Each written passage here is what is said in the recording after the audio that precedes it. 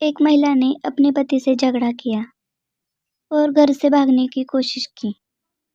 इसीलिए उसने घर छोड़ने का इरादा कर लिया और सोच लिया कि अब मैं अपने पति और बच्चों से दूर रहूंगी।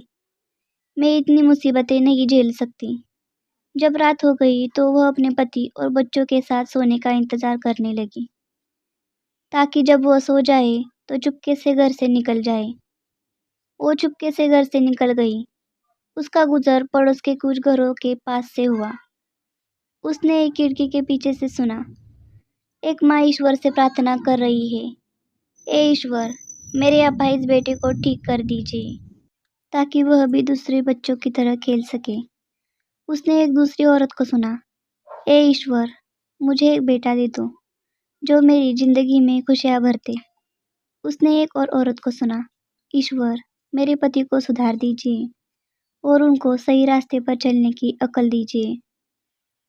उसने एक लड़की को रोते हुए और यह कहते सुना, हे ईश्वर, मुझे अपनी माँ की बहुत याद आती है। मैं जानती हूँ कि वह तेरे पास स्वर्ग में है।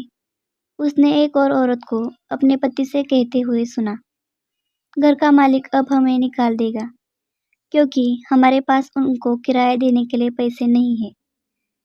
आप उनसे कह दीजिए कि हमको थोड़ा समय दें, हम उसका किराया अदा कर देंगे। इस घर से भागी औरत ने घर घर में तरह तरह की परेशानियां सुनी, जो उसे अपने घर में भी देखने को नहीं मिली थी।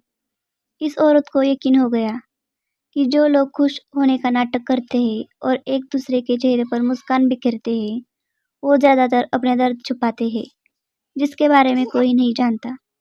ये सारी परेशानियां सुनने के बाद इस औरत ने अपने आप को और अपने घर को देखा।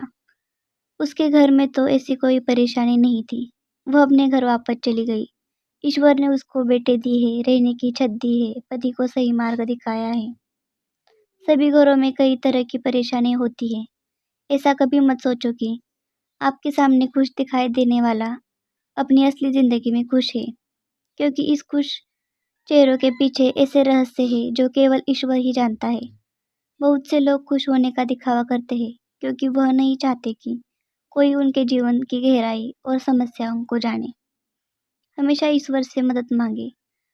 अपनी जीवन की तुलना दूसरे के जीवन से ना करें, क्योंकि यह दुनिया किसी के लिए स्पष्ट नहीं है। समस्याओं से मुक्ति ईश्वर से मांगे, लोगों से नहीं। और हमेशा कहे थैंक्स गॉड। दोस्तों, आपको ये छोटी सी कहानी कैसी लगी हमें ज़रूर बताइए। साथ ही हमारे चैनल को like, share, subscribe and thanks for watching video.